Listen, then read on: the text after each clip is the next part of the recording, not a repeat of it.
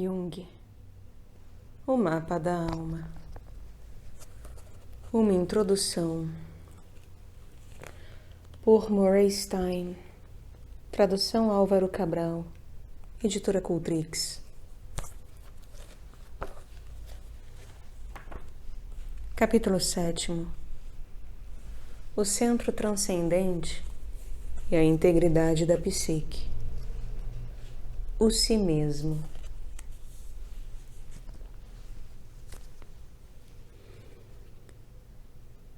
Eu estava tentado a começar este livro com um capítulo sobre o si mesmo, porque é a característica mais fundamental de toda a visão de Jung. É a chave para sua teoria psicológica e, em alguns aspectos, é a peça que mais o distancia de todas as outras figuras nas áreas da psicologia da profundidade e da psicanálise. É instrutivo assinalar que a teoria psicanalítica deslocou-se significativamente na direção de Jung ao longo dos últimos 50 anos. E, no entanto, muito poucos teóricos psicanalíticos, se porventura algum, em suas teorizações, se aventuraram a ir tão longe quanto ele em sua concepção do si mesmo.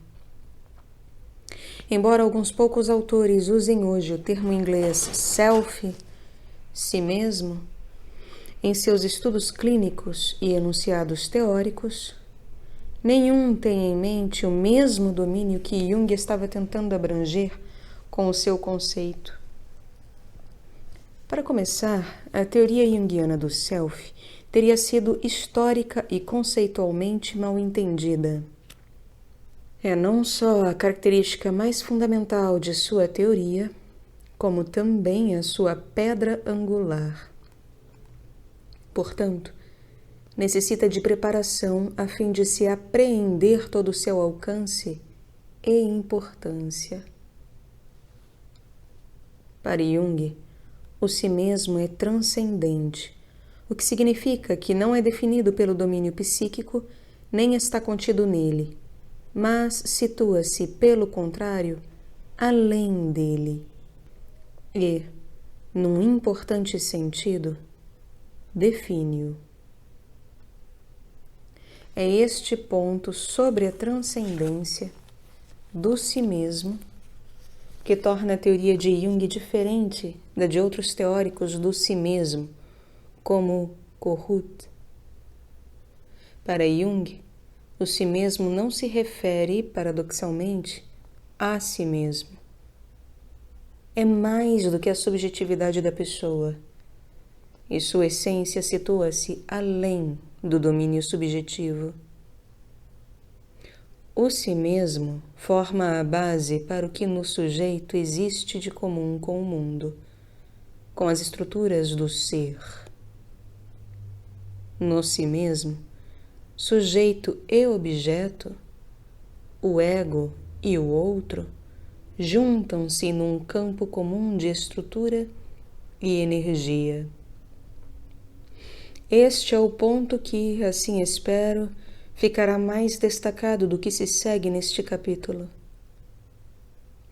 O típico uso do termo si mesmo, o self em inglês, dificulta a apreciação do que Jung está objetivando em sua teoria.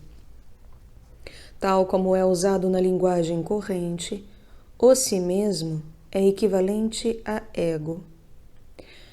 Quando dizemos que alguém só pensa em si mesmo, queremos significar que é um egoísta ou narcisista. Mas, no vocabulário junguiano, o si mesmo tem um significado oposto.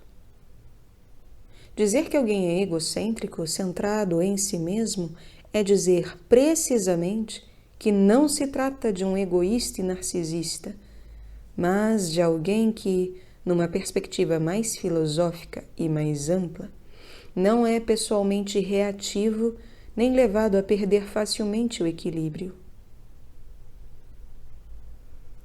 Quando o ego está bem ligado ao si mesmo, uma pessoa mantém-se em relação com um centro transcendente, e não está narcisisticamente investida em objetos míopes e ganhos a curto prazo. Em tais pessoas existe uma qualidade sem ego, como se estivessem consultando uma realidade mais profunda e mais ampla do que as meras considerações práticas, racionais e pessoais típicas da consciência do ego. A experiência de Jung do si mesmo.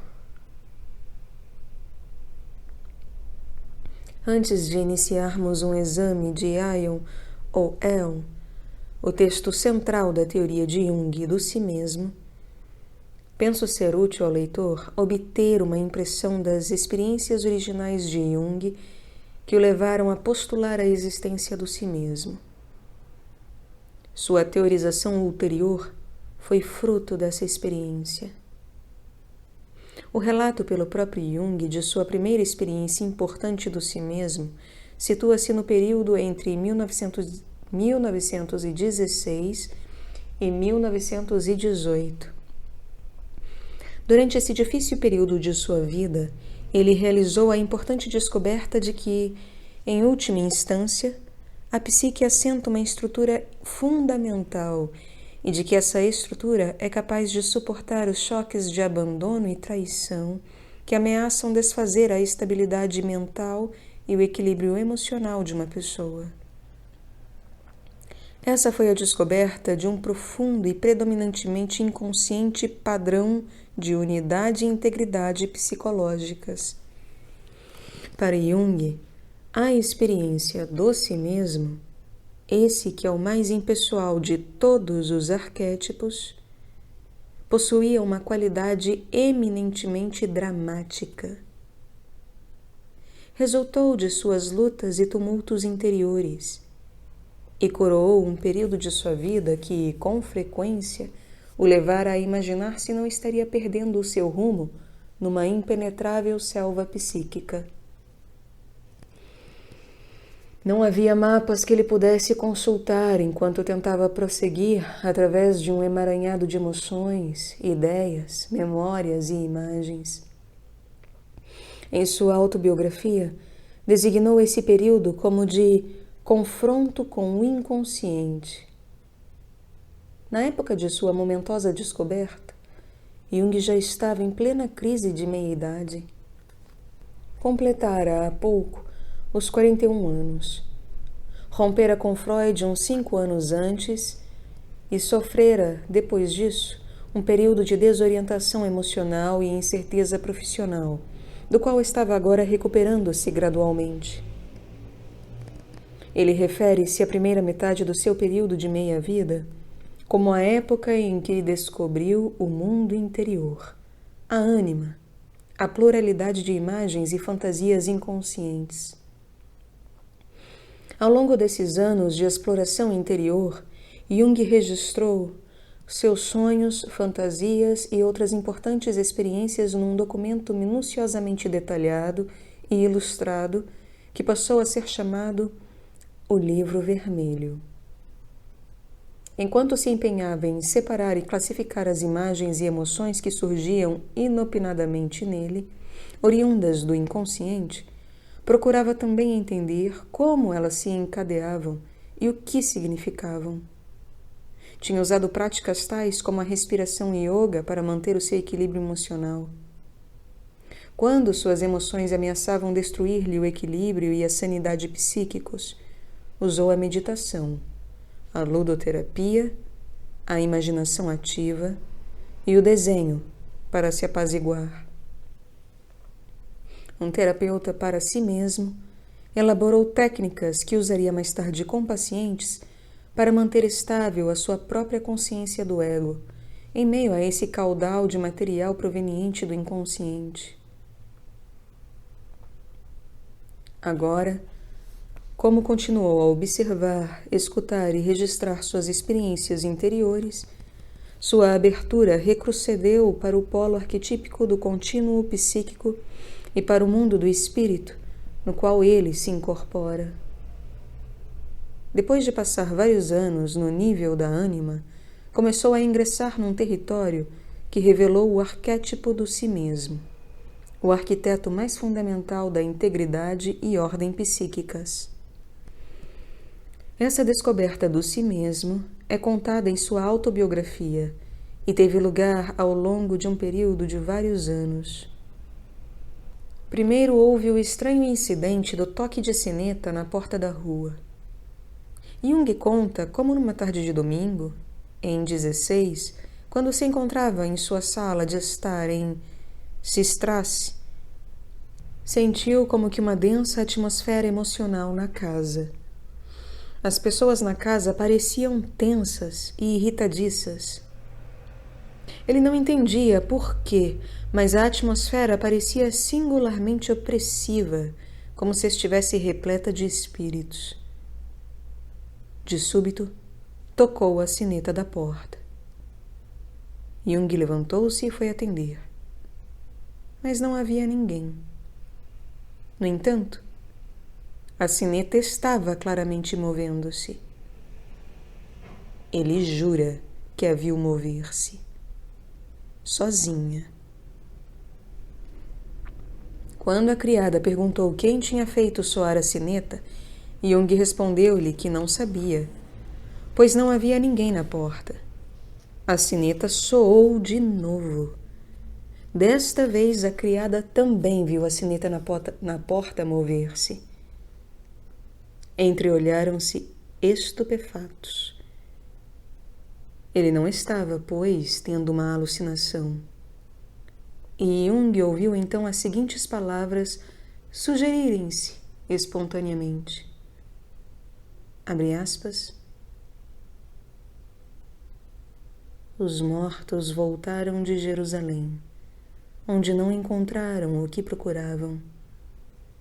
Pediram-me guarida e imploraram que lhes falasse. Assim comecei a ensinar. Fecha aspas.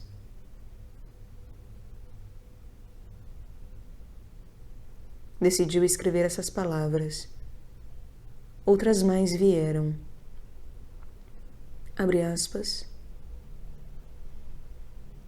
Prestei atenção.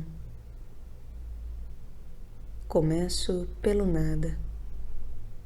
O nada equivale à plenitude. No infinito, cheio não é melhor do que vazio. O nada é, ao mesmo tempo, vácuo e plenitude. Dele se pode dizer tudo o que se quiser. Por exemplo, que é branco ou preto, ou ainda, que é ou não é. A esse nada ou plenitude dá-se o nome de pleroma. Fecha aspas. Nos 7 dias seguintes, Jung escreveu, como se lhe tivesse sido ditado, um texto gnóstico intitulado 7 Sermões aos Mortos. Septem Sermones ad Mortuos. Esses ensinamentos, apresentados nas palavras e sob a identidade do antigo mestre gnóstico Basílides, é uma mensagem que chegou a Jung, vinda da esfera arquetípica da psique. Sabe-se, é claro, que Jung estava muito interessado no gnosticismo antes dessa visitação e que lera numerosos fragmentos de antigos textos gnósticos, de modo que existiam, sem dúvida, muitas conexões com essa experiência visionária em sua sala de estar e biblioteca. Entretanto, isso era também uma nova obra sumamente imaginativa e criativa, embora na forma de um pomposo texto religioso, e provinha das profundezas da própria psique de Jung. Ele não estava simplesmente citando de memória. Mesmo a criptomnésia não explica isso, uma vez que não pode ser encontrado em nenhum dos textos clássicos da gnose. Tampouco ele estava tentando escrever deliberadamente no estilo dos gnósticos. Esse escrito não era intencional.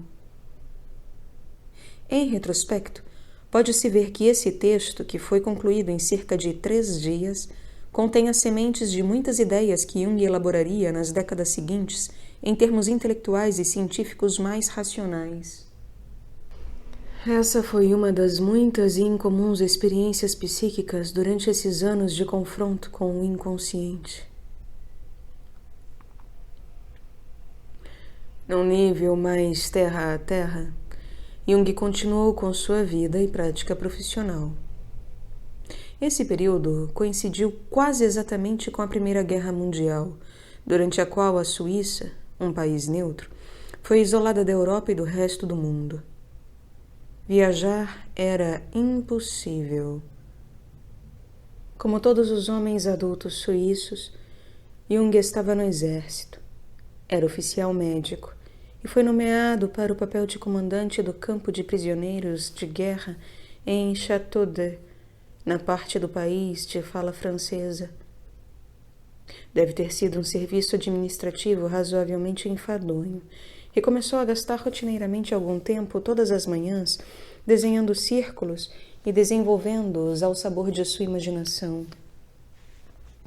Depois desse exercício, sentia-se revigorado e pronto para enfrentar mais um dia de rotina. Essa atividade mantinha-o concentrado, diz ele em sua autobiografia. Alguns desses desenhos converteram-se em pinturas muito elaboradas. Mais tarde, Jung comparou-as com o que os budistas tibetanos chamam de mandalas, imagens que representam o cosmo, o universo espiritual do budista praticante. Uns 20 anos depois, em sua viagem à Índia, Jung notaria com grande interesse como as pessoas pintam essas imagens tradicionais nas paredes de seus lares ou em templos, a fim de permanecerem ligadas aos poderes espirituais cósmicos ou desviar forças e influências malignas. As mandalas têm uma função simultaneamente protetora e devota. Jung deu-se conta de que estava reproduzindo um padrão arquetípico subjacente e universal que tinha tudo a ver com a colocação das coisas em boa ordem. Essa experiência acabaria por levá-lo à conclusão de que se um processo psíquico que se desenrola espontaneamente for seguido por seu próprio fim lógico, e se lhe for permitido expressar-se plenamente, o objetivo desse processo estará cumprido, a saber, manifestar imagens universais de ordem e uma unidade. A mandala é um símbolo universal que expressa a intuição de integridade ordenada. Para denominar o fator arquetípico que opera na psique ao produzir esse objetivo e esse padrão, Jung escolheu o termo alemão selbst, si mesmo. Acompanhando os Upanishads indianos em sua designação da personalidade superior, o Atman. Essa experiência de desenhar e elaborar mandalas seria mantida por Jung como a experiência central do si mesmo, emergindo lenta, empírica e espontaneamente na consciência.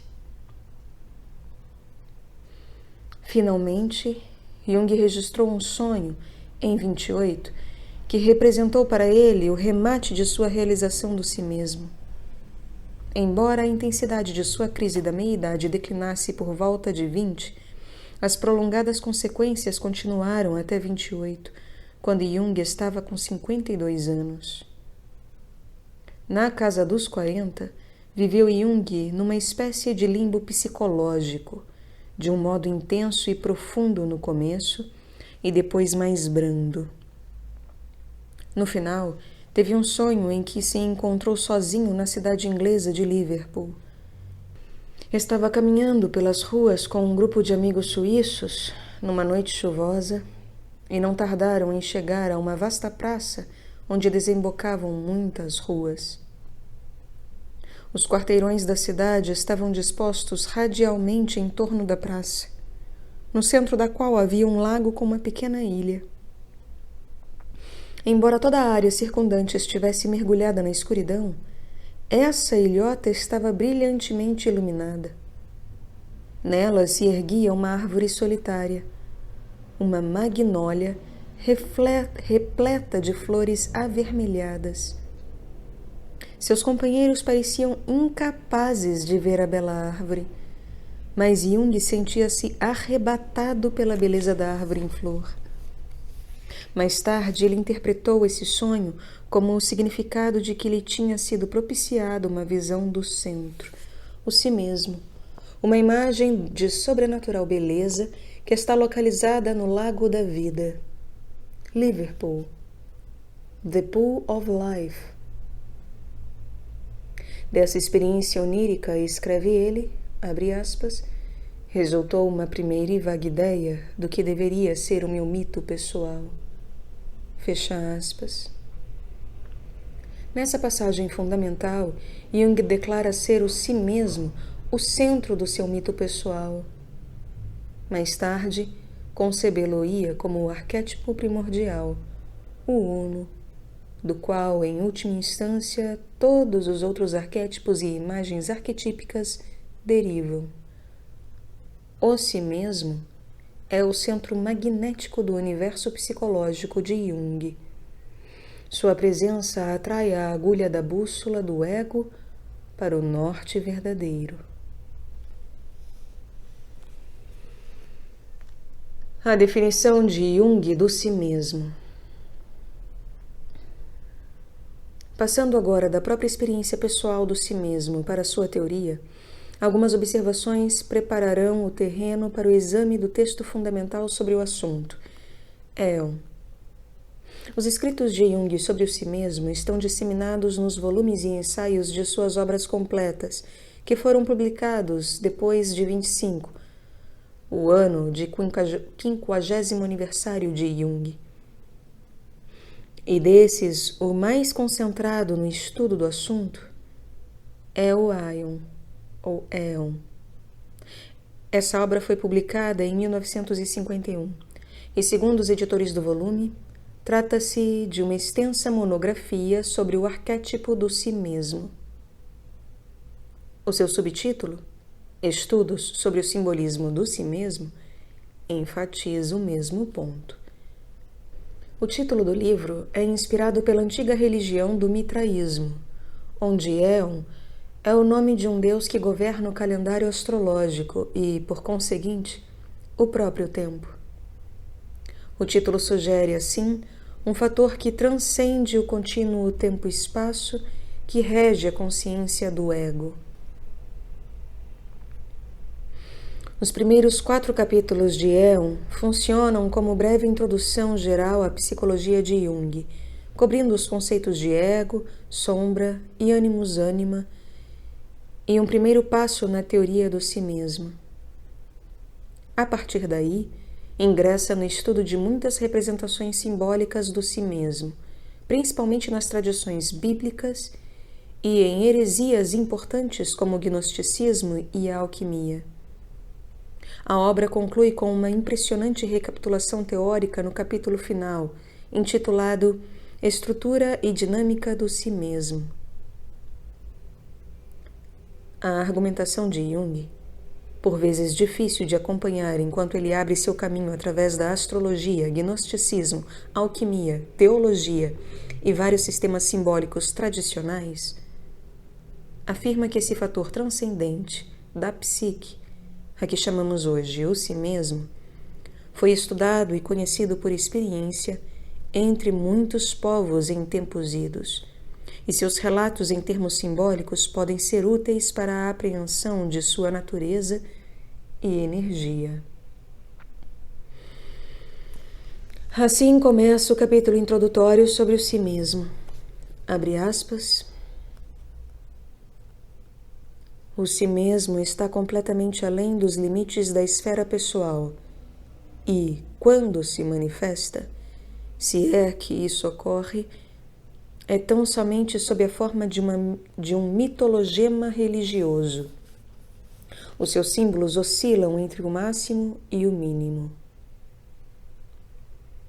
Quem quiser realizar essa difícil proeza não só intelectualmente, mas também como valor de sentimento, deverá defrontar-se, para o que der e vier, com o ânimos e com a ânima, a fim de alcançar uma união superior, uma conjunctio oppositorum, união dos opostos. Este é um pré-requisito indispensável para se chegar à integridade. Fecha aspas.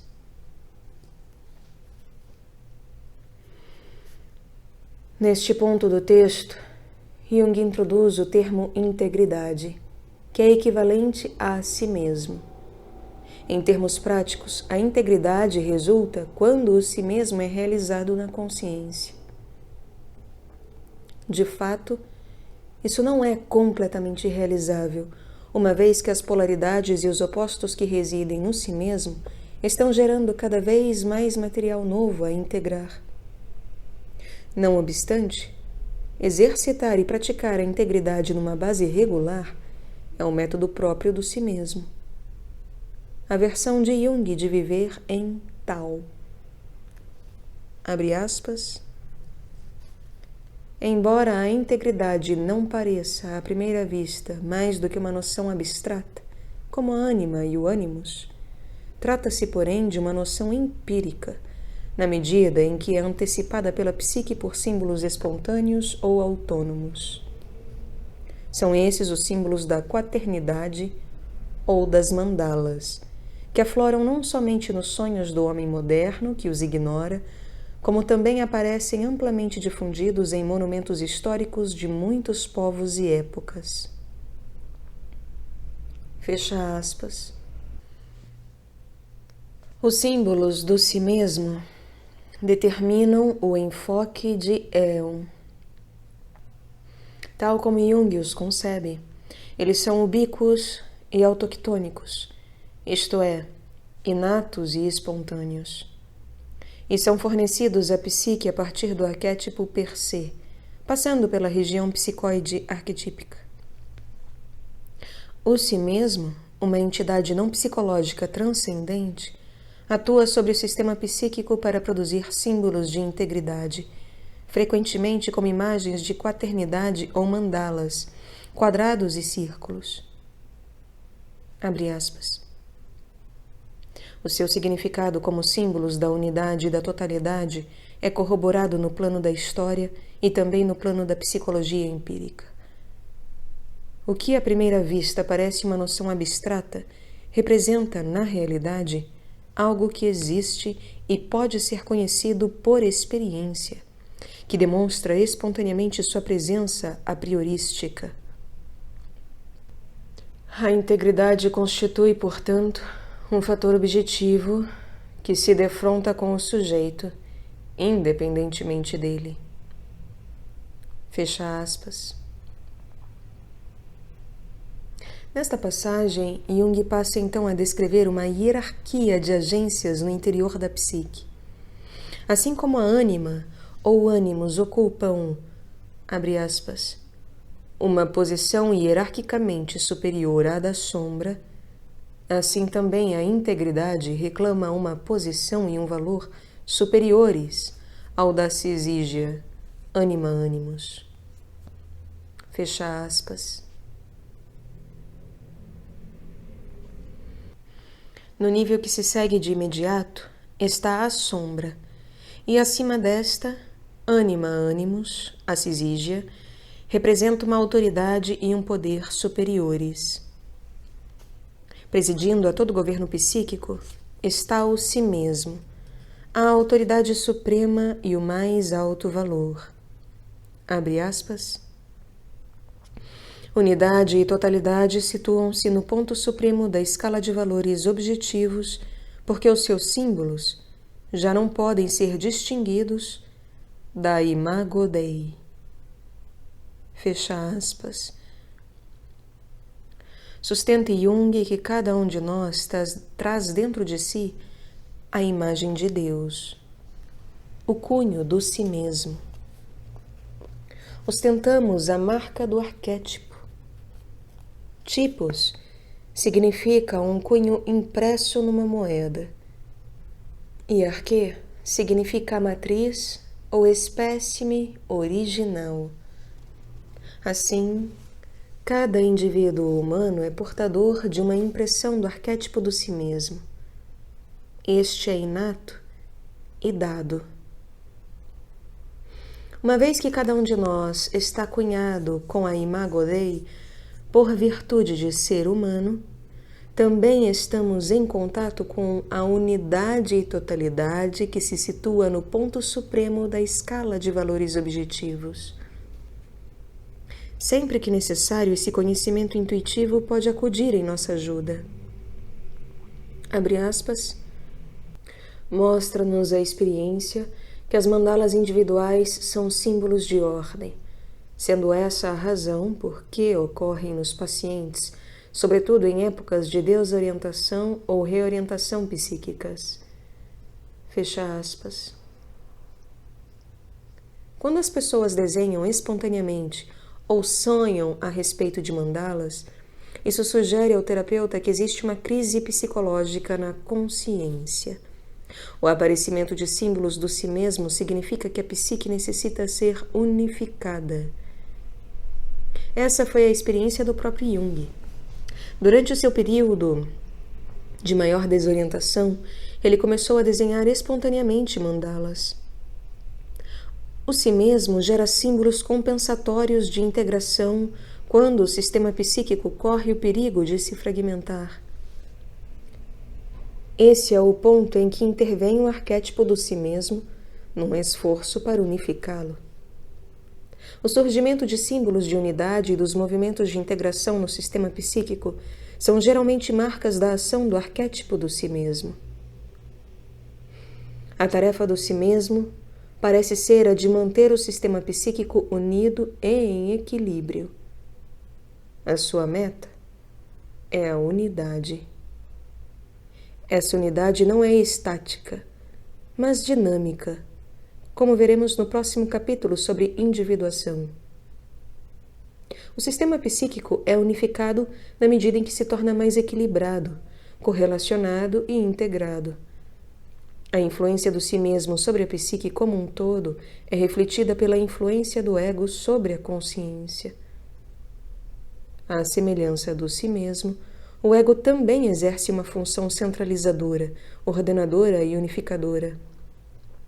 E o seu objetivo é, tanto quanto possível, equilibrar e integrar funções, dada a existência dos complexos e das defesas. No capítulo 1, ocupei-me do ego como o centro da consciência e o locus da vontade.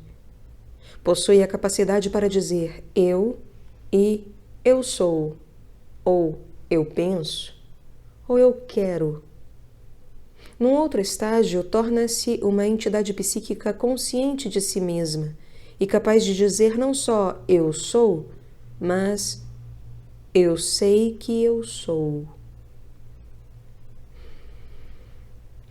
Pode ser o acaso, embora não possamos estar certos disso, de que o si mesmo também sabe que é.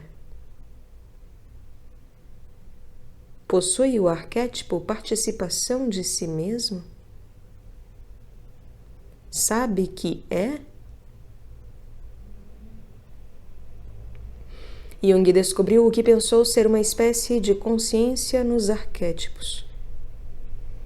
Quando imagens arquetípicas invadem o ego, por exemplo, e se apossam dele, tem uma voz, uma identidade, um ponto de vista, um conjunto de valores. Mas existirá a percepção de si mesmo dentro da própria unidade arquetípica?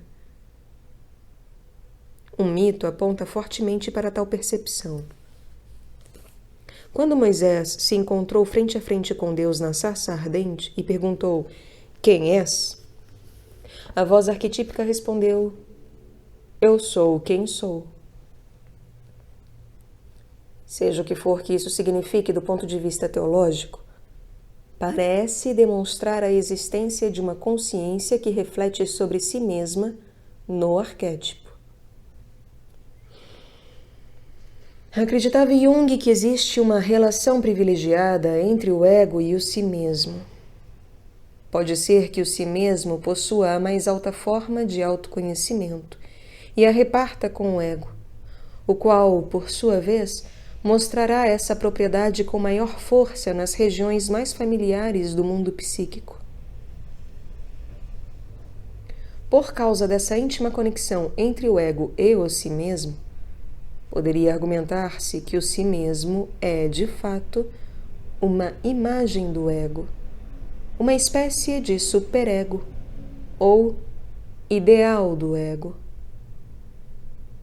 Jung, porém, quis insistir em que tinha descoberto algo psicoide, algo parecido com a psique, mas que não era estritamente só psíquico, que existe num domínio além da própria psique, algo que afeta o sistema psíquico através de suas imagens, conteúdos mentais e ideias mitológicas, assim como através de experiências reveladoras. Moisés na sarça ardente ou recebendo a lei no Monte Sinai. Mas que não é um produto do ego ou de construções sociais.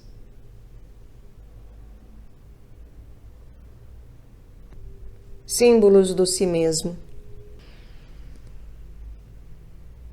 Embora o livro seja todo sobre o si mesmo, Éon tem 2 capítulos que são especificamente dedicados ao tema. O primeiro deles, o capítulo 4, o qual acabamos de considerar, é introdutório. Por outro lado, o capítulo final do livro talvez seja o mais refinado e completo depoimento sobre o si mesmo. Recapitula a discussão precedente de símbolos do gnosticismo, astrologia e alquimia, os quais, através de manifestações da cultura no Ocidente, têm perdurado ao longo dos 2 últimos milênios. Esse capítulo começa por referir-se ao si mesmo como o arquétipo subjacente na consciência do ego. A consciência do ego é o ponto de vontade, percepção e autoafirmação individuais. Sua função é prestar atenção ao indivíduo e mantê-lo vivo. O ego, conforme descrevi no capítulo 1, é um complexo que está organizado em torno de um centro dual, um trauma e um arquétipo. O si mesmo. Para falar sobre o si mesmo, Jung enumera agora uma série de possíveis imagens para ele. Algumas delas são imagens que se manifestam em sonhos ou fantasias, e outras aparecem em relações e interações com o mundo. Estruturas geométricas, como o círculo, o quadrado e a estrela, são ubíquas e frequentes. Podem aparecer em sonhos sem atrair para si especial atenção. Pessoas sentadas em volta de uma mesa redonda, 4 objetos dispostos num espaço quadrado, a planta de uma cidade, uma casa, números, especialmente o número 4 e múltiplos de 4, indicam estruturas da quaternidade.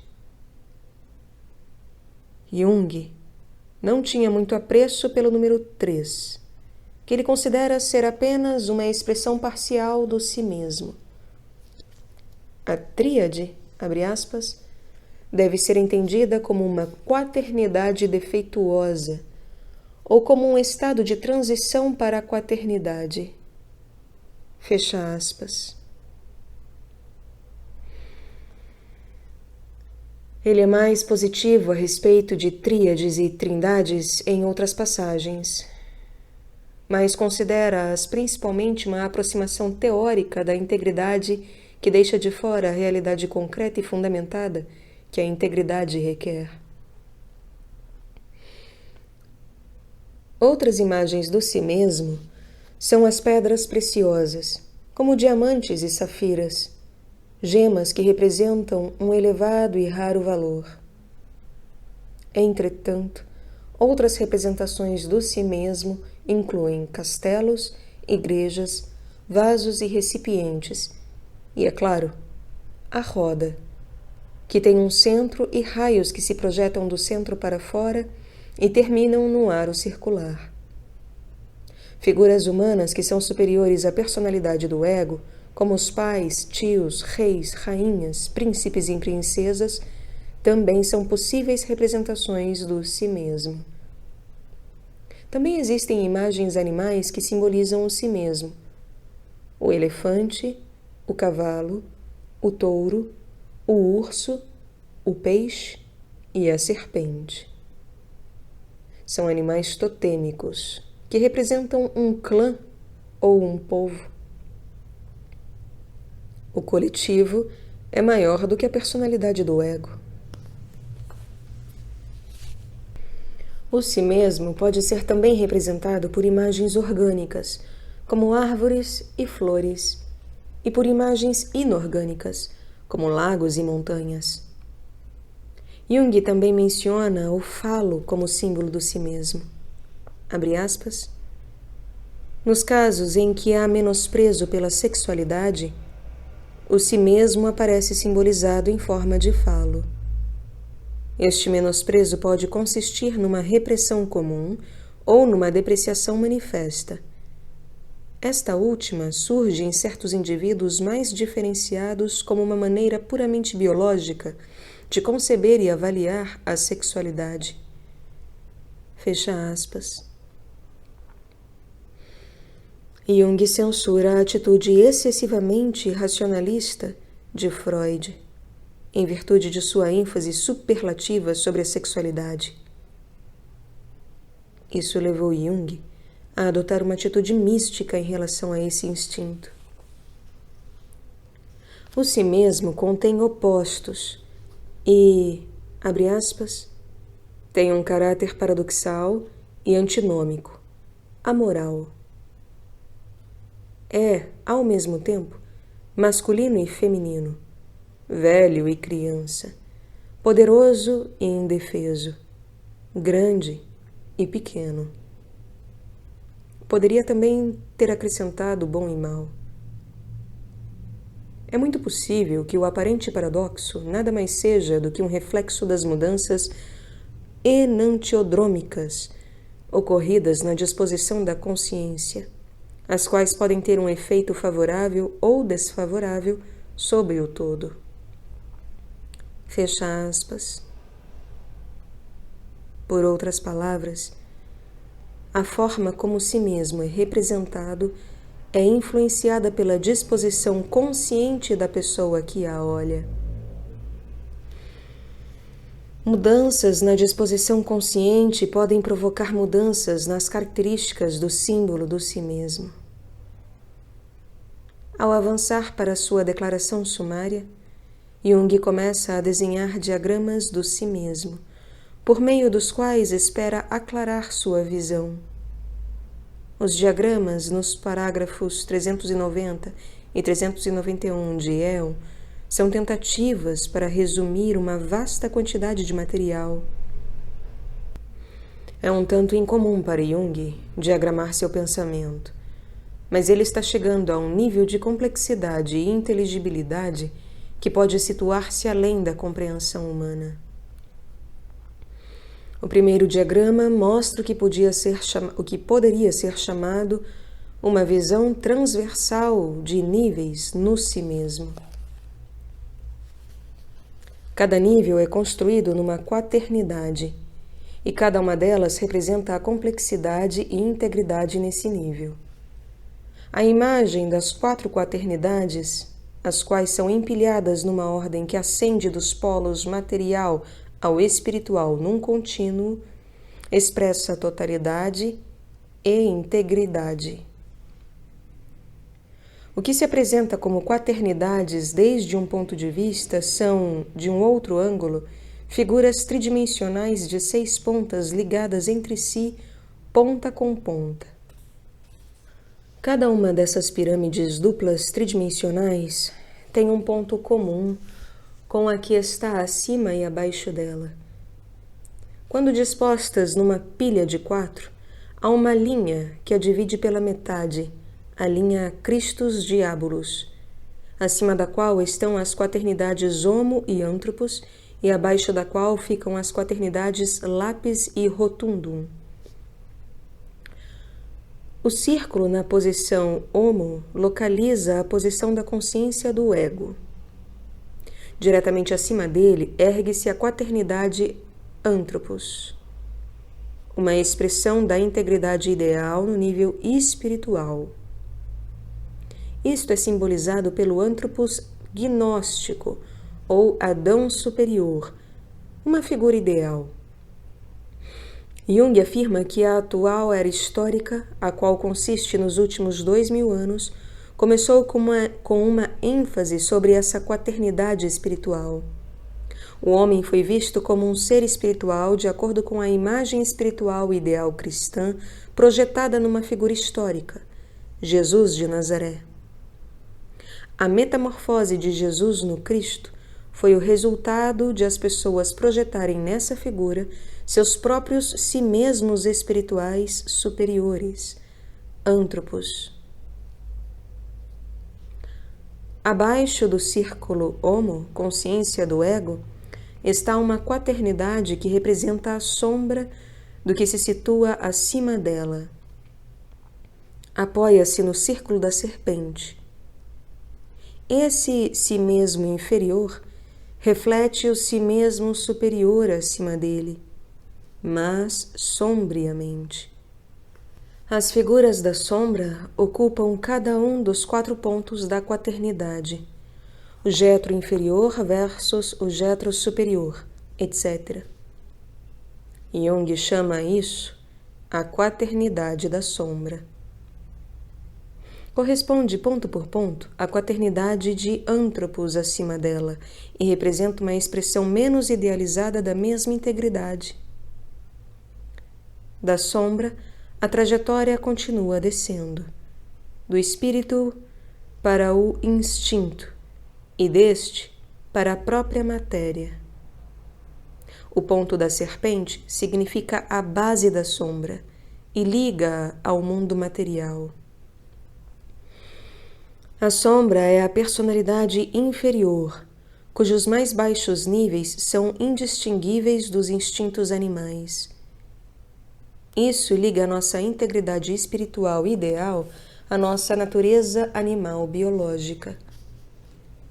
Uma pessoa que não está ligada na consciência com essa quaternidade vive na cabeça, num domínio de ideias intelectuais e espirituais que tem pouca relação com a vida cotidiana ou com o extrato biológico da existência.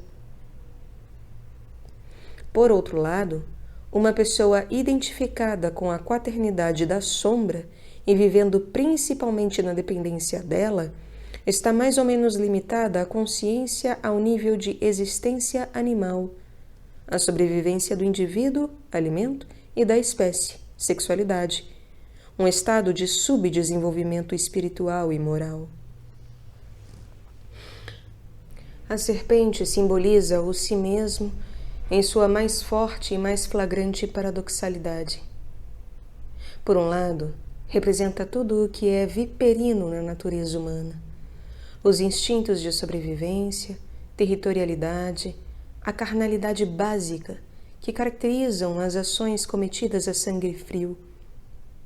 Por outro lado, simboliza a sabedoria do corpo e dos instintos, a percepção somática, as intuições viscerais e o conhecimento instintivo. A serpente tem sido um símbolo tradicionalmente paradoxal, relacionado tanto com a sabedoria e a astúcia, quanto com a maldade ou a tentação de praticar o mal. Por conseguinte, a serpente simboliza a mais extrema tensão de opostos dentro do si mesmo. Continuando para baixo, o quatérnio do paraíso representa uma descida para o nível dos processos materiais orgânicos. Os seres humanos compartem esse nível não só com animais, mas também com plantas.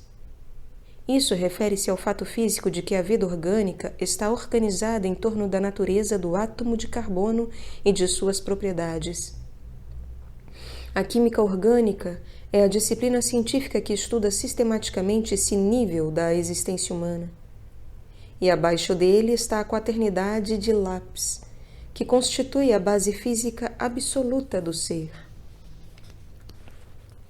Nesse nível, os elementos químicos e as partículas atômicas devem forjar alguma espécie de unidade e organização,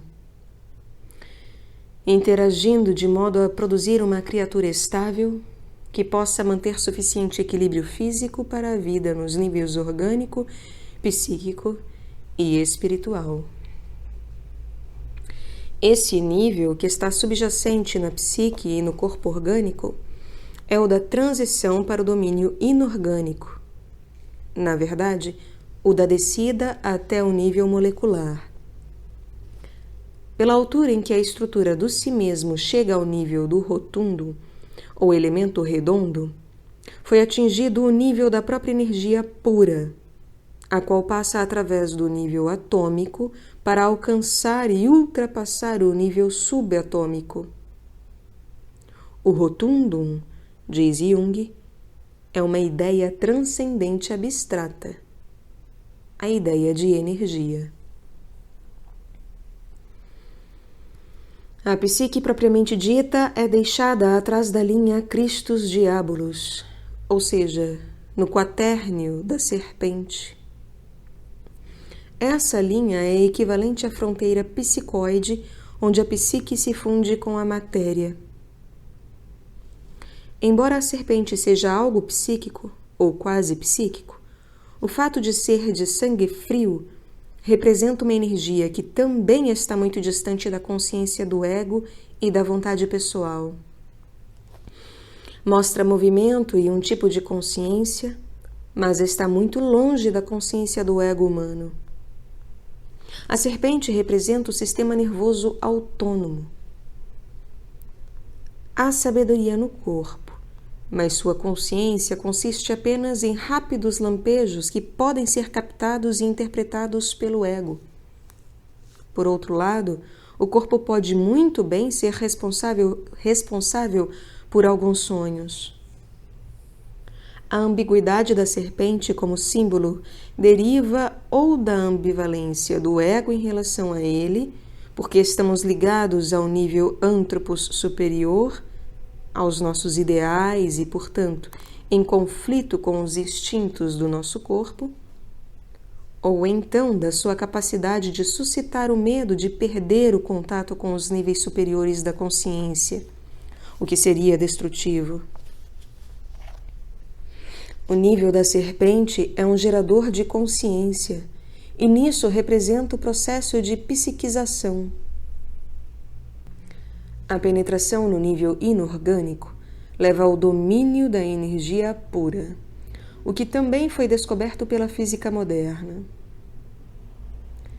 Isso é fruto de um contínuo e cada vez mais profundo avanço no interior da matéria, até se atingir finalmente um ponto em que ela se dissolve em pura energia. Mas a energia é algo muito intangível. De fato, ela é uma ideia, uma abstração, um conceito usado para descrever algo que não pode ser observado diretamente, embora possa ser medido por seus efeitos. A energia psíquica, como vimos no capítulo 3, é para Jung a força vital, a vitalidade que investimos em nossos projetos, o interesse que nutrimos pela vida e pelos outros. É uma força a levar na devida conta, como alguém que tenha sofrido de uma depressão clínica provocada por sua ausência conhece bem demais. Ela pode mover montanhas, mas também é nebulosa e insondável. Assim, a descida através das camadas da psique, desde os mais elevados níveis da ideia, do ideal e da imagem, passa pelos domínios concretos da existência do ego e da realidade do corpo. e logo pela composição química e molecular do nosso ser físico, até chegar finalmente à pura energia e retornar ao domínio das ideias, que é o mundo do nu, nous, da mente, do espírito. Assim, as quaternidades tocam nos polos de sua maior oposição, nos extremos do espírito e da matéria. Jung desenhou isso como circulação dinâmica. As setas movimentam-se num círculo e, finalmente, Anthropos e Rotundum reúnem-se de novo no topo. O si mesmo como mistério central da psique. É óbvio, pelos escritos de Jung, que unidade e totalidade eram os seus valores supremos e que o si mesmo formou o seu mito pessoal. Mas é um mito que ele procurou fundamentar em provas e em teoria. Mais corretamente, a teoria do si mesmo, o conceito de que existe um centro transcendente que governa a psique do lado de fora dela própria e circunscreve a sua integridade, foi um meio que Jung usou para explicar fenômenos psicológicos básicos, como o surgimento espontâneo de círculos ou mandalas, ou o funcionamento autorregulador da psique no que ele chamou compensação, o desenvolvimento progressivo da consciência ao longo da vida, no que chamou de a individuação, e a existência de numerosas polaridades evidentes na vida psicológica que formam estruturas coerentes e geram energia. Jung tem sido criticado por alguns teólogos conservadores por transformar o si mesmo num conceito de Deus e depois cultuá-lo no santuário que ele próprio criou. Ele provavelmente contestaria tal acusação, afirmando que, como cientista empírico, estava simplesmente observando fatos e tentando justificar a existência deles e as suas relações mútuas. Para ele, o conceito de si mesmo oferecia a melhor explicação que era possível oferecer para um dos mistérios centrais da psique. Sua criatividade aparentemente milagrosa, sua dinâmica centralizadora e suas estruturas profundas de ordem e coesão. O sistema psíquico como um todo consiste em muitas partes. Pensamentos e imagens arquetípicas situam-se num polo do espectro. As representações de pulsões e instintos no outro extremo.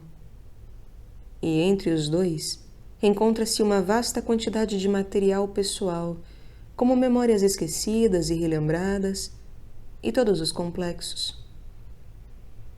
O fator que ordena todo esse sistema e o mantém unido e coeso é um agente invisível chamado si mesmo. Este é o que cria os equilíbrios entre os vários outros fatores e os ata numa unidade funcional. Em suma, o si mesmo é o centro, e cabe-lhe a tarefa de unificar as peças. Mas faz isso a uma distância considerável, como o Sol influenciando as órbitas dos planetas. A sua essência situa-se além das fronteiras da psique. É psicoide e estende-se a regiões para além da experiência e do conhecimento humanos. Nesse sentido, Jung diria que o si mesmo é infinito.